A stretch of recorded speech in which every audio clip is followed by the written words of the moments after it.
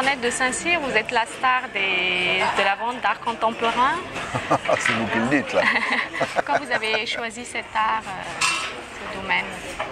L'art contemporain? Oui. Ben, ça a été une longue évolution, c'est-à-dire que j'ai commencé par... il faut connaître l'histoire de l'art ensemble pour comprendre l'art de son temps. Donc j'ai commencé par collectionner les dessins anciens. Ensuite j'ai lancé le marché de la photographie parce que vous savez qu'on avait jeté 90% de la création photographique du 19e et du début du 20e jusqu'aux années 70 quand j'ai lancé le marché de la photographie. Et puis j'ai fait la première vente d'originaux de bande dessinée, les ventes de design, les premières ventes de gna gna gna gna gna. Et après je suis arrivé dans mon temps. Et ce qui me passionne maintenant, la seule chose qui me passionne c'est le futur. Qu'est-ce qui va se passer? Et ce que j'ai compris en créant le Palais de Tokyo avec Pierre Estany, c'est qu'on avait changé de civilisation en 2 générations. C'est ce que m'ont dit tous ces grands scientifiques. C'est ce qu'on a plus découvert de 1950 à 2000 que des grottes de Lascaux 1950. Donc ce nouveau monde est une nouvelle civilisation fabuleuse dans laquelle il n'y a plus de différence entre l'art et la science, puisque la nouvelle étape de l'art, c'est l'art numérique. Donc les scientifiques et les artistes utilisent les mêmes outils de création. On est dans un nouveau monde fabuleux. Donc l'art contemporain, c'est l'art de mon temps. Je veux comprendre dans quelle civilisation nous sommes, vers quelle civilisation nous allons et qui met en forme. Qu'est-ce qui va se passer? À votre avis, quels sont les artistes les plus représentatifs de ce nouveau monde de l'art contemporain? Ben, ça a été, vous savez, avec Pierre Estany qui a créé le nouveau réaliste, ça a été d'abord Yves Klein, qui nous dit à la fin des années 50, nous entrons dans la civilisation de l'espace et de l'immatériel. On est allé marcher sur la Lune, on envoie des vaisseaux sur Mars. Nous savons que le Soleil va exploser dans 5 milliards d'années, donc il va falloir qu'on soit parti, qu'on ait conquis d'autres planètes. Et puis tout est immatériel. Ce que nous sommes en train de faire maintenant, c'est immatériel. Nous communiquons à la vitesse de la lumière, c'est fabuleux ce qui se passe. Donc Yves Klein est un absolu génie, je veux dire. Donc on retient Yves Klein. Absolu génie. Résolument, il se dirige vers des œuvres monumentales Sylvain Supervi, qui semblent être très appréciées par le grand public. D'après vous, quelles sont les raisons que le public apprécie son œuvre monumentale? Je crois qu'ils ont... cette armée, c'est Matrix en fait. C'est la science-fiction. Vous savez, dans Matrix, on voyait tous ces trucs qui se multiplient. Et là, vous voyez ces soldats. Parce qu'il est clair que l'avenir du monde, c'est la paix. Il n'y a que les crétins qui s'entretuent. Donc nous sommes dans un nouveau monde où l'art, la science, l'intelligence, la créativité est en train de créer la prochaine civilisation. Mais c'est une période de mutation. Donc vous avez d'un côté une partie de la civilisation qui en 50 ans est allée marcher sur la Lune, envoie des vaisseaux sur Mars, crée des robots qui obéissent à la pensée, et puis des barbares qui s'entretuent. Oui. Donc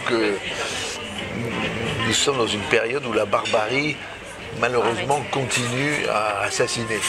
Et puis à côté de ça, il y a une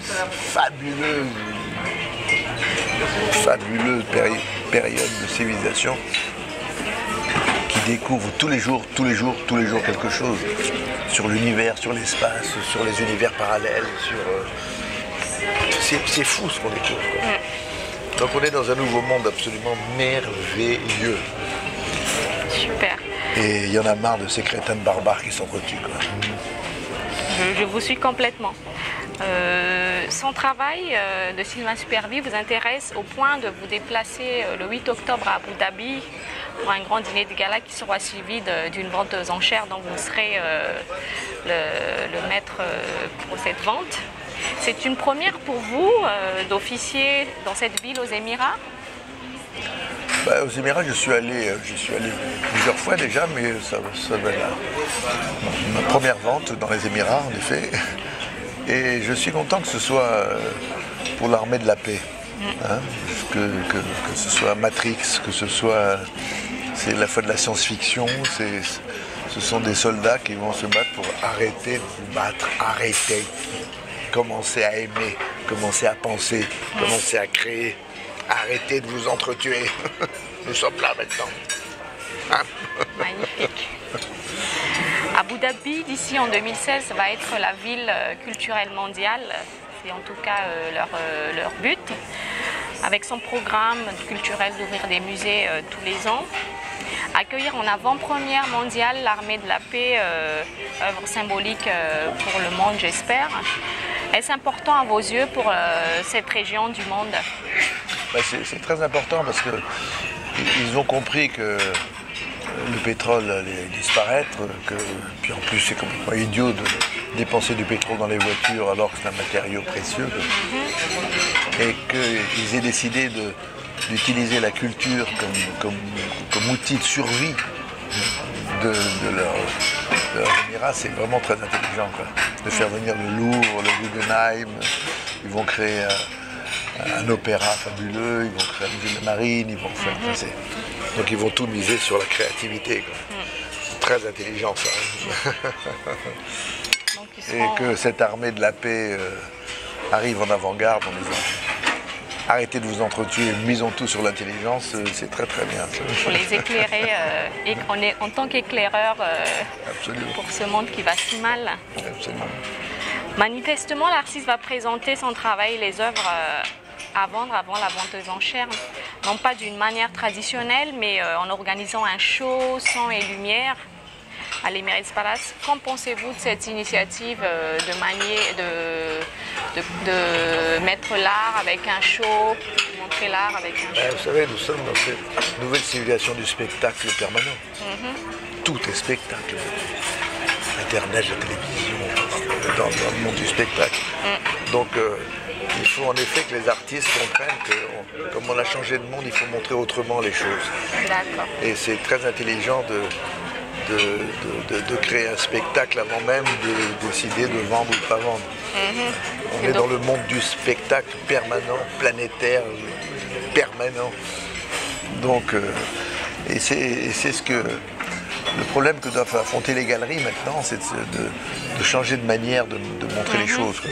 On ne peut plus attendre que les gens ouvrent la porte en disant j'ai combien ça. Il faut aller au-devant des gens. Vous savez, les gens ont tellement l'habitude qu'on aille vers eux maintenant, avec tous ces nouveaux moyens de communication, qui se déplacent de moins en moins. Donc il faut créer des spectacles, il faut créer des événements, il faut aller vers eux, il faut les... Super. Une armée en guerre contre la guerre, un message paradoxal de paix. Cela pourrait paraître violent, mais à quel point prouve l'artiste est déterminé pour le respect de la tolérance et la paix. Il veut fédérer un message universel avec cette œuvre en la présentant dans différents pays. Que pensez-vous de cette relâche et de son impact? C'est pas violent du tout d'être une armée contre la guerre. C'est au contraire ce que m'avait dit quand j'étais tout jeune un héros qui était un grand pilote de guerre. Il m'avait dit le geste doux de l'homme fort. La première manifestation de la force, c'est la douceur, c'est l'amour.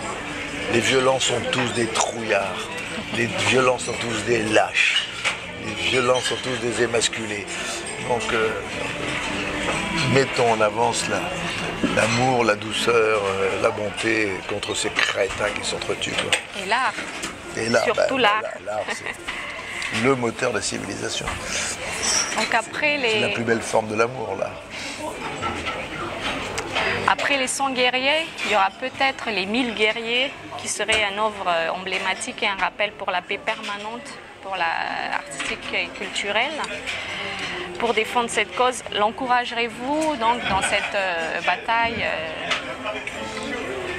Tout ce qui fait avancer l'art, l'amour, l'intelligence, je suis pour. 1000 guerriers pour établir l'amour, l'intelligence, l'art, la douceur. Allons-y. Allons-y. Merci beaucoup, maître, pour cette petite interview et nous sommes vraiment très... on veut avancer avec vous, avec cette armée. Et merci d'être aussi déterminé à combattre la bêtise. Et bienvenue déjà à Abu Dhabi. Merci. Inch'Allah. Inch'Allah. Voilà.